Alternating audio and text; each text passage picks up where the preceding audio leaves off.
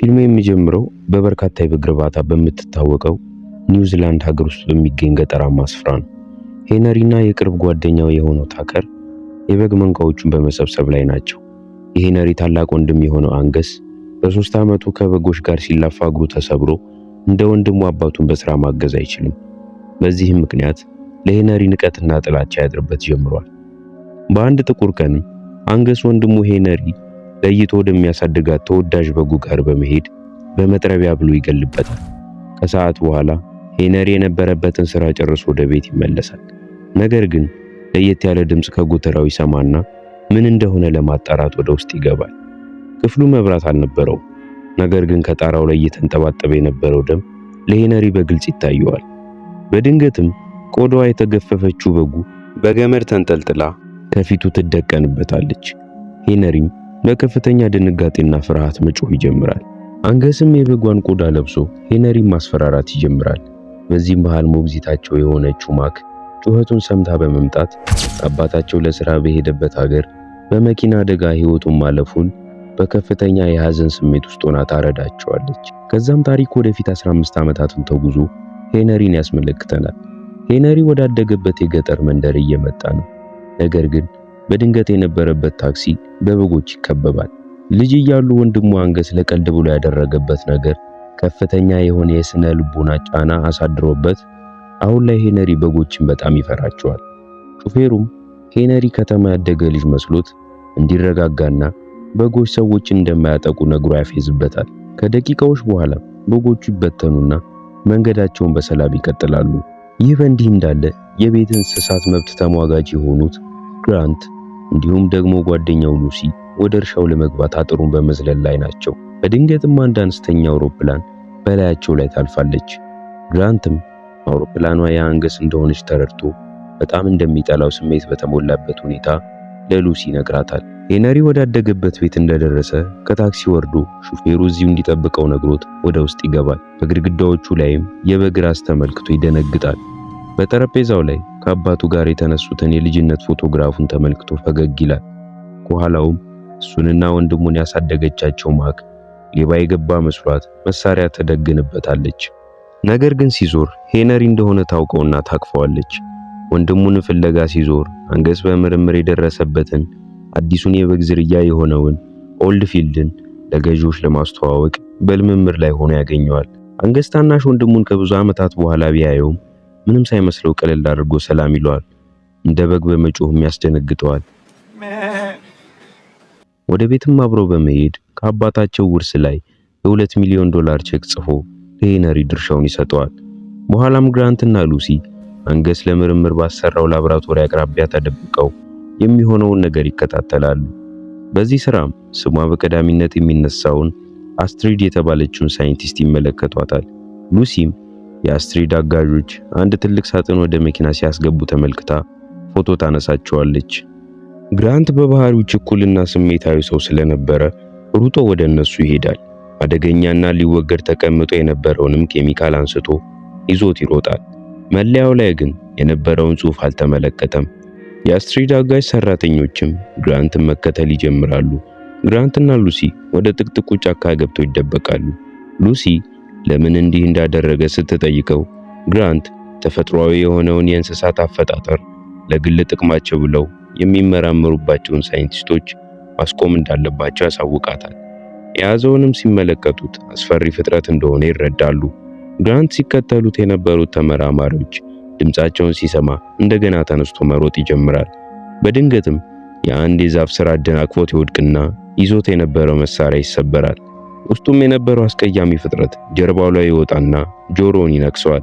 ግራንት ያንን አስቀያሚ ፍጥረት ከጆሮ ላይ ለማስለቀቅ ያለ የሌለ ኃይሉን ተጠቅሞ ይታገላል። ከብዙ ሙከራ በኋላ ከጆሮ ላይ አላቁ ወደ መሬት ይወረውረዋል። ይሁን እንጂ ጆሮ በከፍተኛ ሁኔታ ተጎድቶ ነበረ። የአስቀያሚ ፍጥረትም ወደ መስክ በመሄድ ከአንድ ዕድለቢስ በግ ጋር ይገናኛል። በጉም ሲጠጋው በዛ አስቀያሚ ፍጥረት ይነከሳል። በግራንት ተስፋ የቆረጠችው ሉሲ ጉዞዋን ጀምራለች። በጣም የፈራች ቢሆንም ጉዞዋ ግን የግድ ነበር። በቤታቸው ውስጥ ማክ ለሄነሪ አባቱ የተሸለመውን የወርቅ መሸለቻ መቀስ ትሰጠዋለች። ቢሆንም ግን ሄነሪ ይሄ ነገር ለኔ አይገባኝም ብሎ ያስተባብላል። እያወሩም እያለ ልጆች እያሉ ጓደኛው የነበረው ታከር ይመጣል። ማክም አብሮት ከሱ ጋር እንዲሄድና የእርሻ ቦታው በምን አይነት ሁኔታ ላይ እንዳለ እንዲመለከት እንዲሁም ደግሞ ፍርሃቱንም እንዲያሸንፍ ጥሩ እድል እንደሚፈጥርለት ትነግረዋለች። በመንገዳቸውም ላይ ስለ ልጅነት ጊዜያቸው እያወሩ ጉዟቸውን ይቀጥላሉ። ነገር ግን ታከር ከፊት ለፊቱ አንድ አፍንጫው አካባቢ የተጎዳ በግ ሲቆም መኪናውን ያቆመውና ይወርዳሉ። ታከር በጉ ምን እንደሆነ ለማጣራት ሲሞክር ሄነሪ ግን በጣም ፈርቶ ስለነበረ ለወንድሙ ስልክ ለመደወል ሙከራ ያደርጋል። ነገር ግን ቦታው ከከተማ ወጣ ያለ ስለሆነ ኔትወርክ አልሰራ ይለዋል። በዚህ መሃል ሉሲ በድንገት ከኋላ በመምጣት መኪናው ውስጥ የነበረው መሳሪያ በማውጣት እነ ሄነሪ ላይ ተደቅንባቸዋለች። የጠፋውንም ጓደኛዋን እንድታገኝ እንዲረዷት ማስገደድ ትጀምራለች። በዛ አስቀያሚ ፍጡር የተነከሰው ግራንት ደግሞ በዱር ውስጥ ይገኛል። አጠገቡም አንዲት ትንሽዬ ጥንቸል ያይና አንስቶ መመገብ ይጀምራል። ሉሲ እነ ታከርን ይዛ ወደ ዱር ገብታለች። ጓደኛዋንም እየጮኸች ትጣራለች። ሄነሪ ግን በዚህ ሁኔታ ጓደኛዋን ማግኘት እንደማትችል ይነግራታል። ሉሲ መሳሪያውን ትሰጣቸዋለች። በቀጣይ በእርሻው ቦታ በቅርብ ርቀት የሚኖር አንድ ሰው ከውጪ ድምጽ ይሰማና ምን እንደሆነ ለማጣራት ሲወጣ በአንዳች ነገር ጥቃት ደርሶበት ጩኸቱን ያቀልጠዋል። እነ ሄነሪም ከሉሲ ጋር ቆመው እያወሩ ሳለ ከሰውየው ቤት ጭስ ሲወጣ ተመልክተው ፈጥነው ወደዛው ያመራሉ። ወደ ቤቱ ሲገቡ እየጨሰ የነበረው ነገር አንድ የተጣደ ድስት እንደሆነ ይረዳሉ። ነገር ግን በቤቱ ወለል ላይ የሰው ደም ተመልክተው ይደነግጣሉ። ከኋላም አንድ አፉ በደም የተጨማለቀ በግ ይመጣባቸዋል። ወደ እነሱም ጋር እየሮጠ ሲመጣ አጠገባቸው የነበረው ክፍል ገብተው በሩን ይዘጉታል። ሉሲ በጉን እንዲያደረገው የአንገስ የምርምር ውጤት ነው ብላ ትናገራለች። ነገር ግን ሄነሪ ስለዚህ ጉዳይ ምንም የሚያውቀው ነገር አልነበረም። በጉ የተዘጋውን በር ሰብሮ ለመግባት እየሞከረ ነው። በኋላም ሉሲ ከአልጋው ጀርባ አንገቱን ተነክሶ የሞተውን ሰውዬ ተመልክታ ትጮኻለች። በጉን በመጨረሻ በሩን ሰብሮ ጭንቅላቱን ወደ ውስጥ ሲያስገባ ታከር ተኩሶ ይገለዋል። ወዲያውም ወደ ውጪ ሲወጡ ቤቱ በሙሉ በበጎች ተከቧል። ቢሆንም ግን እነዚህኞቹ በጎች የተበከሉ አልነበሩ። ሉሲ በከፍተኛ ፍርሃት ውስጥ ያለውን ሄነሪን ወደ ውጪ እንዲወጣ ታበረታዋለች። ታከርም መኪናውን አምጥቶ ገብተው ጉዞ ሲጀምሩ በጋቢናው በኩል አንድ በግ ዘሎ ገብቶ ታከርን ለመንከስ ጥረት ያደርጋል። ታከርም ራሱን ለማዳን እየታገለ ጉዞውን ይቀጥላሉ። ሄነሪ ከነበረበት ላይ የዛፍ መቅረጫ አግኝቶ ለታከር ሊሰጠው ሲል ፓወሩን መቆጣጠር አቅቶት ይወድቅበታል። ታከር የመኪናውን መሪ ለመቆጣጠር ሲሞክር በጉ እግሩን ይነክሰዋል። አጠገቡ የነበረውን መሳሪያ ለሄነሪ ሰጥቶት እነሱ ወዳሉበት ወደ መኪናው ጀርባ ይሄዳል። በመሪው ቦታ በጉ ተቀምጧል። ታከርም ወደ ገደል ሊገቡ እንደሆነ ስላወቀ ከመኪናው ዘለው ይወርዳሉ። መኪናውም ከከፍታው ላይ ተወርውሮ ከጥቅም ውጪ ይሆናል። የተገለበጠውንም መኪናቸውን አይተው ሲዞሩ በድጋሚ አንድ በግ አጠገባቸው ቆሟል። ሄነሪ ከተበከሉት አንዱ መስሎት ወደ ኋላ ያፈገፍካል። ነገር ግን ታከር ሲያባረረው ወዲያው ይሄዳል። ሄነሪ ስልኩን መኪና ውስጥ ጥሎት ስለነበረ ደውለው እርዳታ መጠየቅ አልቻሉም። በቀጣዩ ትዕይንት ደግሞ አንድ ሳይንቲስት ከግራንት የተረፉትን ለመወገድ የተዘጋጁትን የምርምር ውጤቶች ወደ መጣያው ጉድጓድ ጥሎ ሲዞር ሁለት በጎች ፊቱ ቆመው ይመለከታል። አንደኛው እግሩን ሲነክሰው፣ አንደኛው ደግሞ ዘሎ ላዩ ላይ ይከመርበታል። አንገስ በምርምር ያገኘውን የተሻለ ምርት የሚሰጡ በጎችን ለሚመጡት እንግዶች ለማስተዋወቅ በዝግጅት ላይ ነው። ቤታቸው ፊት ለፊትም መኪና ተመልክቶ ሲሄድ ሄነሪን ያመጣው ባለ ታክሲ ተኝቶ ይመለከተውና በንዴት እሱን መፈለግ ይጀምራል። በመንገዱ ላይ ግራንትን ይመለከትና ይቆማል። ግራንት ፊቱ እየተቀየረ ነው። ቢሆንም ግን ሙሉ ለሙሉ አእምሮውን ስላልሳተ በበጎቹ ላይ እያደረገ ያለውን ምርምር እንዲያቆምና ከዚህ በላይ ተፈጥሮን መቃወም እንደሌለበት ያስጠነቅቀዋል። አንገስም ጣቱን ጠቁሞ ሲቆጣው ግራንት እጁን ይነክሰዋል። በቀጣይም በእግር ጉዞ ላይ ያሉትን እነ ሄነሪን እንመለከታለን። ታከር በድንገት እግሩ አካባቢ ህመም ስለተሰማው ቅድም በጉ ሲነክሰው ጉዳት እንዳደረሰበት ይረዳል። አድርጎት የነበረውንም ቦቲ ጫማ ሲያወልቀው እግሩ ቆንጆ ወደ በግ እግርነት ተቀይሮ ነበር። በዚህም በጣም ተደናግጠው ሳለ ብዛት ያላቸው የበግ መንጋዎች ወደ እነሱ ሲመጡ ተመልክተው እግሬ አውጪኝ ብለው ያመልጣሉ። አማራጭም ስለሌላቸው ወደ ምርምር ጣቢያው ይገባሉ። ውስጥም አንድ ቆዳው የተገፈፈ ነገር ግን ልቡ አሁንም እየመታ ያለ በግ ተንጠልጥሎ ይመለከታሉ። በድንገትም ሲነሳ ታከር ለመተኮስ ይዘጋጃል። በመሃል ግን አንገስና አስትሪድ ይመጡባቸዋል። ሄነሪም ለወንድሙ እዚህ ምን እያረክ ነው በማለት ሲጠይቀው አንገስ እዚህ ዘመናዊ ግብርናን በመስራት ላይ እንደሆነ ያሳውቀዋል። ታከርም በጎቹን ወደ አውሬነት የቀየራቸው የአንገስ የምርምር ውጤት እንደሆነ ተረድቶ ሊተኩስበት ሲል አስትሪድ መርፌ ተወጋውና ራሱን ይስታል። አንገስም መሳሪያውን ወስዶ እነ ሄነሪ ላይ ሲያነጣጥርባቸው ሁለቱም ሮጠው ወደ ውጭ ይወጣሉ። ይሁን እንጂ በጎቹ ወደ እነሱ እየመጡ ነበር። በኋላም ፌል ያደረጉት ምርምሮች ወደሚወገዱበት ጉድጓድ ይደርሱና ገብተው አጥሩን ይዘጉታል። አንገስም ሲመጣ ሄነሪ በጣም እንዳፈረበት ነግሮት የሰጠውን ቼክ ይወረውራል። ጉድጓድ ጫፍ ላይ ስለነበረ አንሸራቶት ከሉሲ ጋር ወደ ውስጥ ይገባሉ። ለምርምር ተብለውም ከሞቱት በጎች ሆድ ዕቃ ላይ ይወድቃሉ። ሉሲም በቦርሷ ሻማ ስለነበረ በሱ መመራት ይጀምራሉ። አንገስ ወደ ምርምር ጣቢያው ተመልሶ በሳጥን ውስጥ ያስቀመጠውን የምርምሩ የመጨረሻ ውጤት የሆነውን ኦልድ ፊልድን ተመልክቶ ወደ ውስጥ ይገባል። የተነከሰውም እጁ እያበጠ በመምጣቱ አስትሪድ ናሙና ወስዳ እንድታይለት ያደርጋል። በአስቀያሚው ጉድጓድ ውስጥ ሄነሪና ሉሲ መውጫ እየፈለጉ እየሄዱ ነው። ሄነሪ ስለ ቤተሰቡ ሁኔታና ስለ አስተዳደጉ እየነገራት ነው። በድንገትም የበግ ድምጽ ሲሰማ ደንግጦ ሻማውን ያጠፋዋል። ሉሲም በድጋሚ ታበረዋለች። የበጉንም ድምጽ እንደገና ሲሰሙ ፍጥነት ጨምረው ይሄዳሉ። በጎቹ እየተቃረቡ እየመጡ ነው። በመሿለኪያው ውስጥ ሉሲ ተጣብቃ መቀጠል ያቅታቸዋል። ነገር ግን አንደኛው በግ ሄነሪን እግሩን ሊነክሰው ሲል ሄነሪ በድንጋጤ ሉሲን ገፍቷት ትወጣለች። እሱም በሷ እርዳታ ከወጣ በኋላ ይዘውት የነበረውን ሻማ በጉ ላይ ወርወረው ያቃጥሉታል። አንገስ ወደ ቤት ሲመለስ ማክ ወንድሙ የት እንደሆነ ስትጠይቀው ምናልባት ወደ ሀገሩ ሄዶ ይሆናል ሲል ይመልስላታል። ማክም ቻው ሳይለይ ሊሄድ አይችልም ስትል ትመልሳለች። እጁንም በፋሻ ጠቅልሎ የሚያቀርበውን ሲዘጋጅ በድንገት እንደ በግ ይጮህና ይደነግጣል። ሄነሪና ሉሲ በመጨረሻ ከጉድጓዱ ወጥተው ወደ አንድ በረት ያመራሉ። ፊታቸውንም ከተጣጣቡ በኋላ ከውስጥ የሼፈር ድምጽ ይሰማሉ። ሲገቡ ግን ያዩትን ማመን አልቻሉም። ግራንት ሙሉ ለሙሉ ወደ ግዙፍ በግነት ተቀይሯል። የሰውነቱንም ጸጉር ለመቁረጥ እየሞከረ ነበር። ግራንት ሄነሪን በኮቴው ሲለው ሄነሪ ተወርውሮ ይወድቃል።